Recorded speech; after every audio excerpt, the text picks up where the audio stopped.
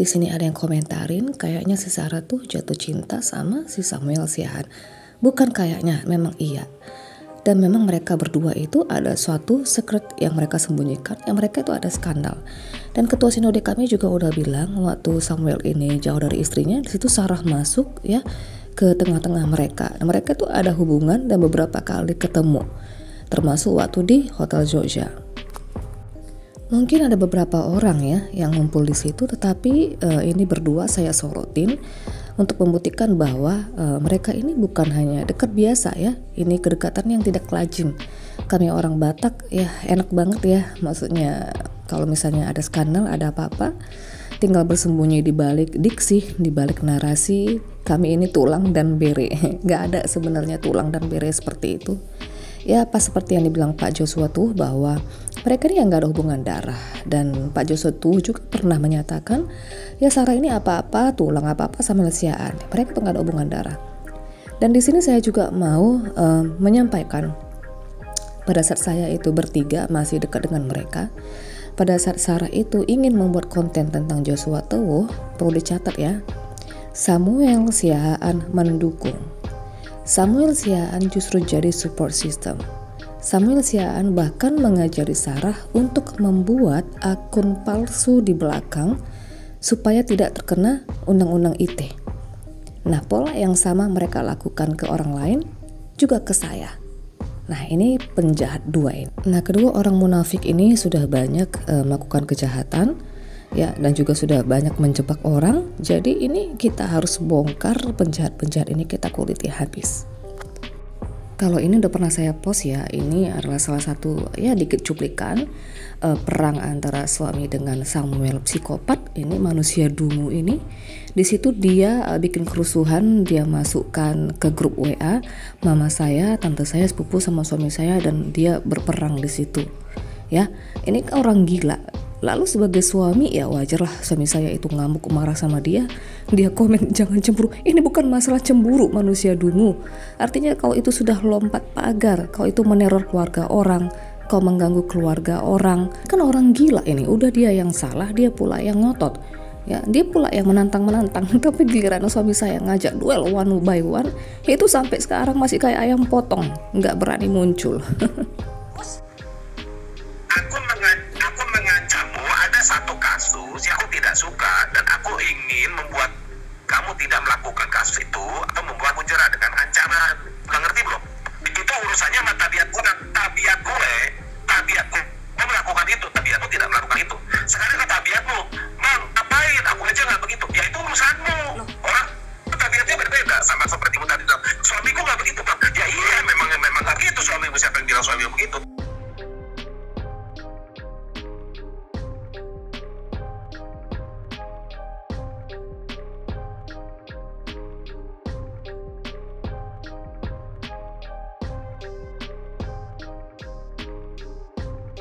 Oke, dia bilang gini ya, ini chatnya saya ambil saja poin penting. Memang spirit iblis sudah saya tangkap dari dulu, dia dipakai iblis. Diserang gimana dia nanya ya, gimana dengan kasus JT kemarin, kenapa tidak dilanjutin gitu ya. Terus aku bilang kalau nggak diserang duit nih ya, itu akan agak sulit dikit. Nah, terus ini adalah balasan aku juga yang selanjutnya bisa dibaca ya. Oke. Nah, terus dia balas, oh tapi nama Pak JT sudah rusak tuh. Ya, terus aku bilang yang hijau nih saya ya, sudah 4 sama Eda yang tahu dia pakai okultisme, maksudnya si Sarah ini. Terus aku bilang aku bersihkan nanti nama JT dan aku akan bongkar pola permainan mereka. Nah, kemudian dibahas lagi sama si Eda ini. Bayangkan saya pernah lihat YouTube-nya yang dia curhat. Kalau mau dicabuli Pak JT, ngawur ceritanya nggak nyambung. Lalu saya komentari di kolom komentar, tapi dia nggak tahu kalau itu saya. Saya komentari bahwa alur ceritanya itu ngalur ngidul, nggak bisa dipercaya. Sangat banyak keanehan. Ya, lalu di sini dia katanya curhat, ada suara dangdutan, katanya dia buka kafe dangdut. Kan gila, masa ngaku pastor tapi buka kafe dangdut. Nah, oke, begini ya saudara ya. Dia ini suka mengklaim apa saja. When dia pergi ke toko baju, dia bilang itu adalah bisnis dia. When dia pergi kemana, dia bilang dia buka usaha itu. When dia pergi kemana, dia klaim semuanya itu adalah usaha bisnis dia. Memang orang sakit jiwa, emang bener-bener ya. Oke lanjut, terus di situ Eda tuh bilang ya sebelum itu juga saya sudah pernah buka YouTube-nya, isinya nggak bermutu, cuma marah-marah, sudah ketebak lah dia ini dipakai iblis. Sudah gitu bajunya menonjolkan payudara terus. Terus aku bilang kalau Sarah ini emang udah putus urat malunya. Lalu waktu berseteru dengan Pak JT, saya lihat YouTube-nya Pak JT katakan bahwa Sarah itu bukan pastor dan Pak JT bawa bukti-buktinya. Nah dari situ saya makin yakin bahwa wanita ini memang rada-rada sinting. Dilihat dari kelakuan, gaya bicara, dan gaya busana. Terus aku balas nih ya yang warna hijau. Dia itu hidupnya penuh dengan drama gazebo, gak jelas bo maksudnya. Dari rambut sampai kaki gak ada satupun yang betul. Memang dia sudah pernah ODGJ, orang dengan gangguan jiwa. Semuanya apapun dalam hidupnya adalah palsu, rekayasa semua. Dia gak ada bisnis, gak ada suami, anaknya dari suami orang. Dia pernah mau aborsi, rencana mau diadopsi Samuel sering kasih dia duit. Ya ibaratnya cuma orang sinting lagi lah yang tersisa yang bisa percaya dengan mereka ini. Terus dibalas lagi ini yang putih ya ampun ngeri kali ya pakai nama Tuhan untuk menipu, benar-benar dipakai iblis. Kalau aku bilang sih bukan dipakai iblis lagi, emang sudah iblisnya. Lalu aku bilang kalau memang ada percabulan tuh ya kok nggak kabur dan nggak out dari situ. Yang benarnya dia cinta ke JT. Dia pernah ngomong sama saya dia jatuh cinta dengan Joshua. Oh ya karena saya orang lamanya, saya orang dalam. Suaminya nggak ada, dia hamil dari suami orang, itu maniak. Bisa putus dari sini langsung lompat kemana. Lagi hamil dia juga deketin teman sinode kami itu namanya Pak Kimi. Oke dibalas lagi, betul saya tebak dia yang naksir dan sepertinya memang senang merusak rumah tangga orang. Sangat betul, sudah berapa rumah tangga yang hampir dia rusak. Sama nih seperti Samuel. Oke lanjut, terus dibalas lagi sama Eda itu katanya dia masuk grup Pak JT aja dulu. Dia suka komentar tuh bahasanya nggak santun. Terus ditegur sama beberapa anggota. Habis tuh dimarahin sama dia. Dari situ saya tahu ini wanita nggak beres. Walaupun katanya dia pastor, masa nggak ada bahasa kasihnya sedikit. Nah gua balas nih yang hijau ya. Jangankan sama anggota, sama ketum kami dia kasar kayak nggak ada akhlak. Makanya dikeluarin dari sinode. Ini Pastor Isabel aku bilang. Terus aku balas lagi ya Samuel itu mendukung waktu Sarah fitnah JT. Dibalas lagi, aduh kalau cuma ngomong long tipit gitu ya di sensor nggak masalah. Ada bahasa kasar lagi, bahas kemaluan, merinding aku. Lihatnya langsung gak aku tonton lagi videonya. Sebenarnya memang sudah malas sih lihat videonya karena pernah lihat tapi gak bermutu. Nah kemarin coba lihat karena kalian berseteru. Ampun nyesel pula aku lihatnya kata si Eda ini ya. Nah terus aku balas yang hijau, wah itu teknik psikologis usang ya. Dia suka memakai tameng orang lain untuk memvalidasi padahal gak ada. Dia mengampuni, waduh bisa kiamat kalau ini orang mengampuni. JT dikutuknya akan hancur, buktinya JT makin naik. Jadi gini ya, secara psikologi ini tipikal personality yang sangat berbahaya kalau kita rekrut menjadi anggota, menjadi partner, menjadi pasangan atau menjadi apa saja. Kenapa? Mereka punya sedikit gangguan kejiwaan yang sangat smooth. Jadi antara kepribadian satu yang A dengan B itu transisi atau peralihannya itu bisa dengan sangat cepat, bahkan dalam sepersekian detik. Ya perhatikan aja misalnya dia hari ini misalnya kayak menyebut nama Tuhan gitu ya, tiba-tiba dalam beberapa detik kemudian dia bisa mengeluarkan kutuk, sumpah serapah. Jadi ada gangguan kepribadian di mana peralihan dari kepribadian A ke B itu sangat cepat gitu, sangat drastis, bahkan persekian detik, di mana mereka sendiri pun kadang-kadang tidak sadar ada peralihan itu. Artinya mereka sendiri tidak menyadari bahwa itu adalah gangguan di dalam diri mereka begitu. Jadi ini berbahaya kalau kita mau rekrut menjadi partner, menjadi tim, menjadi kawan, apalagi waduh saya sudah kapok ya, apalagi menjadi pasangan hidup. Oke, lanjut. Terus aku bilang gini ya, kan ada di kontennya dulu tentang JT. Dia pernah bilang di kontennya, katanya dia akan membuat si JT itu kehilangan segala-galanya. Taunya dia yang gitu ya. Nah ini orang kan suka kasih roh-roh sumpah serapah. Itu suka keluar dari mulutnya dan penuh dusta. Dia tuh nggak tahu ya, kutuk yang keluar kalau tuh nggak kena akan kena ke dirinya sendiri. Makanya makku bilang nih, makku punya penglihatan kalau nggak bertobat itu matinya menggenaskan.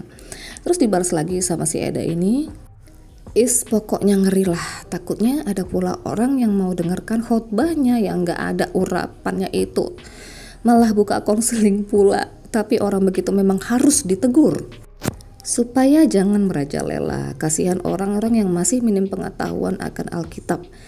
Terus saya balas lagi yang hijau ya, roh Isabel Ahab memang harus dibongkar. Itulah yang kami kontenkan kemarin ya. Kalau sudah teridentifikasi, bongkar, bukan lagi ditegur, ya kuliti sampai akar-akarnya tuh habis. Oke, ini saya balas lagi, ngerikin memang, ini bahasa orang karo yakin gitu ya. Penglihatan-penglihatannya semua bohong. Emang bohong semua penglihatannya itu, ya. Masa dia menceritakan kronologis kejadian Sambo tuh dari penglihatan. Samuel deketin perempuan tuh dari penglihatan. Terus dibalas sama Eda ini lagi ya, yang putih, ya mana mungkin penglihatannya benar orang model begitu. Kalaupun ada penglihatan, ya dari setan pastinya. Ya saya balas lagi, sudah timingnya ya. Harus dibongkar yang seperti itu ya, selama ini sudah terlalu bebas. And then terus ini saya balas lagi, Samuel itu pengkhianat. JT udah ajak podcast bareng, malah dia sodorkan Sarah untuk menjatuhkan. Pada pesakitan semuanya. Jadi Samuel ini sudah beberapa tim, bahkan ketua sinode itu difitnah. Ini orang pengkhianat, ini bahaya dijadikan partner dalam satu organisasi atau gereja, bahaya.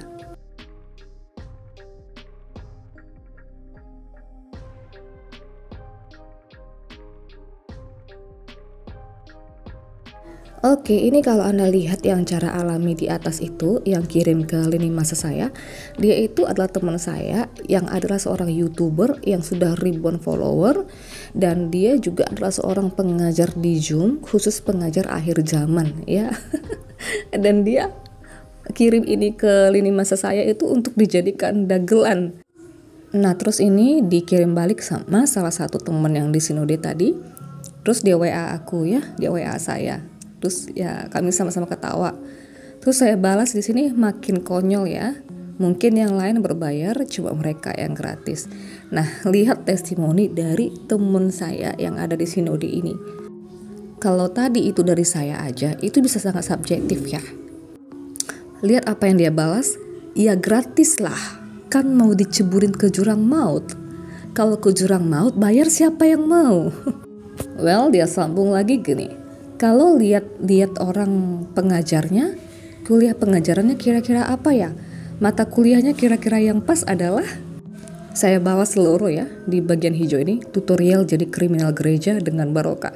Terus dia balas lagi nih, bagaimana menjadi iblis yang berkenan di hadapan Tuhan.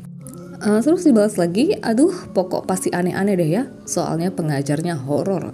Sarah itu emang udah jadi PS ya, saya balas yang hijau ya. PS dari mana? Tuh orang bisa klaim dirinya Tuhan, ngangkat-ngangkat sendiri, dapat wahyu sendiri. Kronologis peristiwa Sambo kemarin juga katanya dia dikasih penglihatan. Terus dibalas lagi itu di flyernya Evangelis SS dan PSS. Ya ini saya balas ya, ini ciri-ciri orang bego sebenarnya ya. Dia itu nggak punya kemampuan analisator, benang merah, dan selidiki kayak detektif.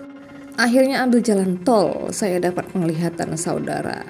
Terus saya balas ini PS psikopat. Terus dibalas lagi, OPS kepanjangannya ini. Nah kalau ini murni benar, saya setuju. Apa yang mau saya sampaikan dari testimoni-testimoni tadi yang saya sampaikan, mulai dari yang si Eda pertama tadi, kemudian yang kedua ini adalah tim kami dalam sinode. Eda yang tadi itu bukan tim kami ya. Apa yang mau saya sampaikan? Artinya memang yang berdua ini, track recordnya ini, itu udah banyak bad, udah banyak buruk, image-nya itu udah jelek. Perbedaannya kalau si Sarah ini memang secara terang-terangan memang dia menunjukkan penjahat. Tetapi kalau Samuel Sian ini adalah orang yang berdiri di belakangnya yang dengan smooth, itu sangat smooth sekali. Tapi dia memang penjahat yang luar biasa. Nah dia ini penipu. Demi apa coba dia kasih narasi pengakuan dengan pendeta Ruben kalau dia itu ikut mendirikan gereja sinode kami. Dia katanya ikut mendirikan gereja. Tidak ada dia ikut sama sekali mendirikan gereja. Demi apa dalam hal yang kecil saja pun dia sudah berbohong. Apalagi dalam hal yang besar ke depannya. Dalam hal kecil saja dia sudah mengkhianati banyak tim-tim, banyak memfitnah orang-orang yang ada di circle-nya. Habit ini itu tidak akan mungkin hilang kalaupun dia itu nanti akan masuk kemana. Wah ini belum termasuk bagaimana cara dia begitu lihai memperdaya saya ya. Termasuk cara mereka Samuel Sian ini juga ingin membuat saya hilang dari peredaran.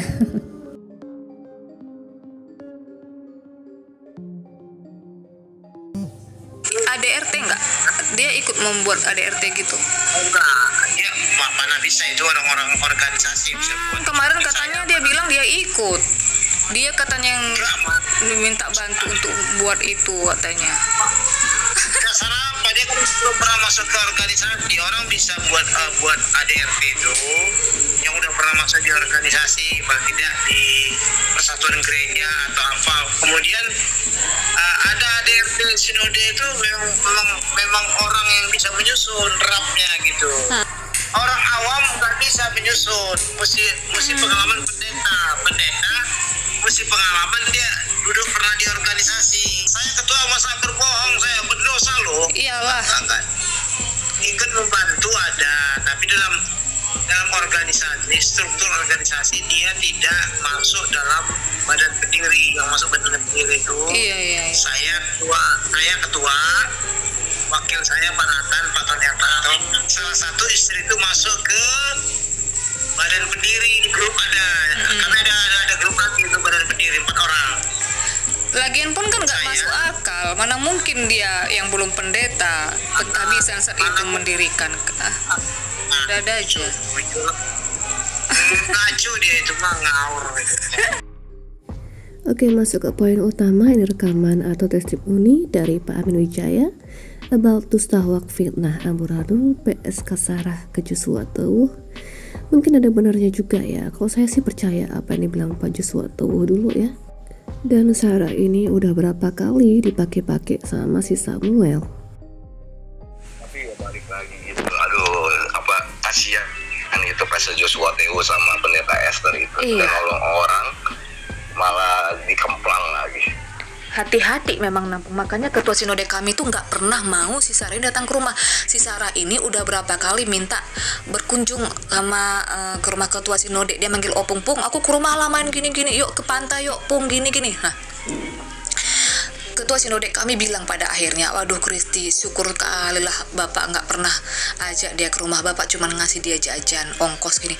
Sempat nanti kalau sudah ke rumah dia, sempat nanti misalnya nggak ada nggak enakan atau salah sikit kita atau kurang puas dia sempatlah diviralkan Bapak, dibilang lah ini ketua sinode ini menggantal sama saya, sentuh saya bisa hancur mati Bapak ini, kata ketua sinode kami.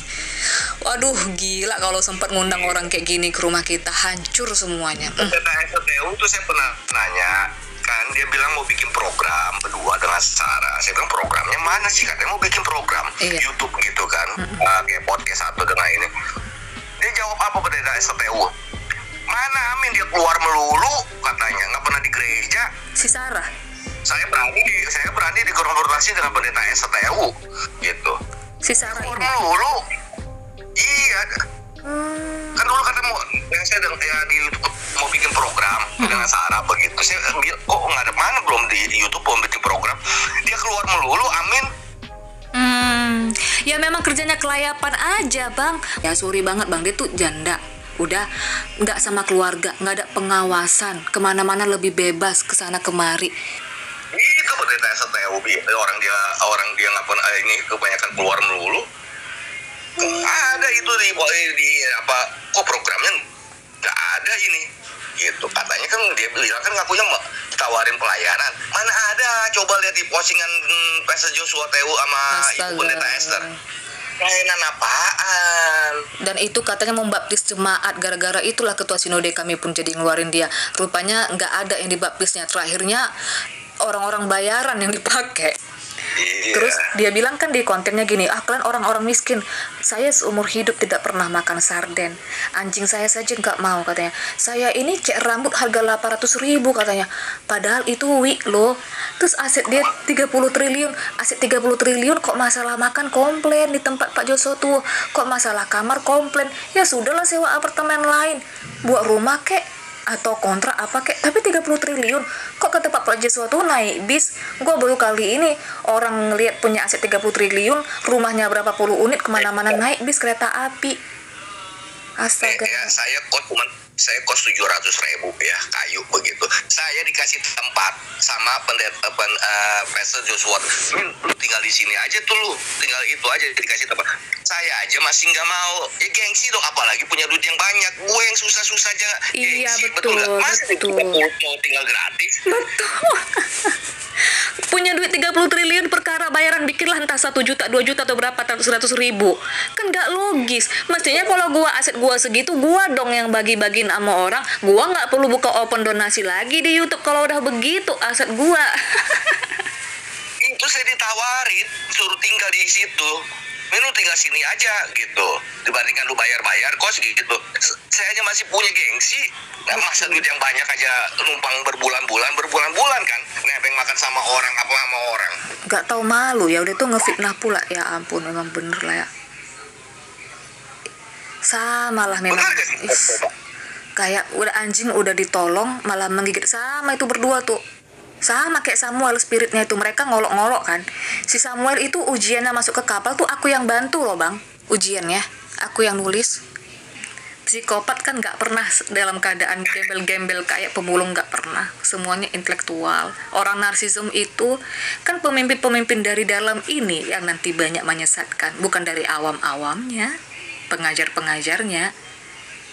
Iya, kalau kemarin kasus OJT mau berlanjut atau apa pasti masuk gitu. Kenapa? Kalau polisi kan, apalagi udah sampai ke baris atau apa pihak polisi ya kan. Nah, atau Polda atau apa, mereka kan pasti kan mau pakai data. Dia dibuka isi HP-nya. Nah, ini kan udah enak. Sebenarnya udah enak. Ini nama dia kan di Polda. Kalau misalnya orang keluarga si JT mau lagi mengkasuskan, ini ada kesaksian dari aku lagi, dari kita lagi, udah double ini orang. Ya cuman terlalu baik hati lah ini dua manusia, Pastor Joshua Teo dengan Pendeta Esther. Iya, tapi si Sarahnya selalu Tuhan sudah nggak usah dilayanin katanya. Tapi si Sarahnya selalu mengklaim diri dia begini katanya bang di kontennya. Orang selalu menyebut saya bodoh karena saya mengampuni orang. Hah? Mengampuni orang? Orang yang mengampuni dia kalau dia banyak ngutukin orang. Iya, apalagi mohon maaf ya gitu. Dikit-dikit nama tuh, dikit-dikit Tuhan. Kalau orang yang sudah penglihatan dari Tuhan, penubuat dari Tuhan, semua kata-kata, ingat di mulut jangan ada kata dusta dan kata kutuk. Betul. Alkitab udah jelas itu, dari mulut yang sama keluar kata berkat, dari mulut yang sama jangan keluar kata kutuk. Kalau sudah keluar kata kutuk, itu bukan dari Tuhan, dari hantu. Betul. Dan gini bang, dia ini kan bodoh sebenarnya ya. Dia ini tidak punya kemampuan kayak detektif gitu ya. Connecting dots itu artinya mengumpulkan benang-benang merah, menyelidiki penyidikan, bernalar apa segala. Dia itu bodoh sebenarnya ya. Nah, karena dia tidak bisa seperti itu, jadi kemarin dia tuh bikin rekonstruksi kronologi kejadian yang masalah Sambo kemarin. Itu juga katanya dari penglihatan. Jadi Tuhan memberikan penglihatan sama dia, udah digambarkan katanya, dikasih tunjuk gimana kronologi kejadiannya. Di TikToknya dia bikin begitu. Ya ampun, kupikir apa-apa pakai penglihatan, dikasih gambaran pesan Tuhan. Zaman sekarang itu pakai data. Dikira kepolisian Republik Indonesia nggak canggih, betul nggak? Mana ada kepolisian pihak hukum pakai menurut penglihatan. Ini begitu, data dan data, betul nggak di Indonesia? Betul. Bikinlah kalaupun kita dapat penglihatan itu harus sinkron dengan data dan faktanya, realitanya. Ada pihak kepolisian maupun apapun itu pakai penglihatan, pakai data. Kita berbicara data. Lu mau ngomong apapun tapi data lu ini nih, ya record ini. Betul. Apa yang lu lakukan ini. Betul. Ini semua data ada. Betul. Makanya aku selalu berusaha harus ada data, harus ada testimoni. Mau gimana bantahnya? Bukan katanya-katanya. Bukan katanya-katanya. Bedakan antara nubuatan dengan lu buat-buat. Betul. Nubuat sama lu buat. Benar. Karunia kenabian kita tahu. Kita yang kalau udah kita tahu. Karunia kenabian itu kalau ngomong tajam, betul. Tetapi karunia kenabian tidak ada dusta di mulutnya, tidak ada fitnah di mulutnya. Dia selalu mengkoreksi, tetapi itu hal yang memang Tuhan sudah sampaikan. Itu betul. Adalah kebenaran. Bukan dibuat-buat, bukan fitnahan. Bang. Bukan dusta, apalagi mengutuk-ngutukin. Betul. Gak ada itu. Beda tajam dengan kasar ya, sampai basa-basa kotor. Wah, itu bukan nabi ya, itu bukan karunia nabi, sampai basa-basa kotor begitu.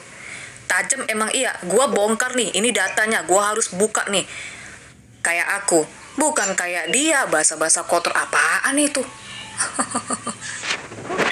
misalnya seorang Karunia Kenapa yang begini ngomongin Pastor Joshua TU kayak begini ABC. Nah ini loh, kalau kamu nggak percaya saya, ini datanya ketika Pastor JT melakukan ini datanya. Nah ini datanya aja nggak ditampilkan. Berarti lu fitnah. Kalau bagi penonton yang cerdas akan berpikir datanya mana. Ketika Pastor Joshua TU memeluk dia, datanya mana? Dan dia bodohnya begini ya Bang ya. Bener Bang, satu lagi begini Bang ya. Kadang-kadang nih di dalam suatu pengadilan atau pengakuan, orang bisa jatuh dengan pengakuan dia sendiri. Artinya begini, pada saat orang bikin narasi, kalau orang yang menyelidiki dengan sangat detail, itu setiap kalimat-kalimat narasi itu pasti diperhatikan. Bener ya? Dan berita bohong gitu. iya. Lagi berita bohong dia. Dan lagi dia pencemaran nama baik. Lama itu di dalam lama. betul. Nah, dan dia sering sekali karena statement dia sendiri itu yang banyak jatuh, makanya dia sering manuver. Contoh nih, gua angkat ini data di konten YouTube dia. Di satu sisi dia bikin nama Asimatupang itu suamiku. Tuh gua screenshot. Terus di konten yang lain, kok katanya si Asimatupang ini ngecabulin dia. Logikanya, kok suami ngecabulin? Karena apa? Artinya apa konklusinya? Emang ini bukan suami dia. Orang malah bisa sedetail itu. Udah, dia bikin narasi, gua dipeluk dari belakang sama JT. Gua cuman diem, mematung, tangan ke bawah, nggak bisa ngapa-ngapain. Emang jadi tiang garam? Masuk akal nggak? Makanya tadi saya bilang di tempat apartemen yang dikasih dia tinggal itu ada karyawan gereja, pekerja gereja, ada 2 apa 3, 2 kalau nggak salah dah. Kenapa dia nggak teriak? Betul. Dan satu lagi Bang, gua nih perempuan. Yang lebih ngerti juga perempuan. Kalau gua nih ada mau digituin, gua berontak pas segala macam. Kalau nih masuk ke dalam penyelidikan kepolisian, itu harus dilihat ada nggak bekas cakaran, bekas kuku, memer apa segala macam. Nah itu harus detail itu. Ya kan? Nah, ini contohnya saja nih ya. Lagi saya diakonia dengan pendeta STU dengan tim ya kan. Kita nggak diantarin pulang tuh sama sama saya, sama pokoknya 5 orang. Jadi antarin begitu. Itu Pastor Joshua TU aja itu pasti WA terus gitu. Nah, begitu pula sebaliknya.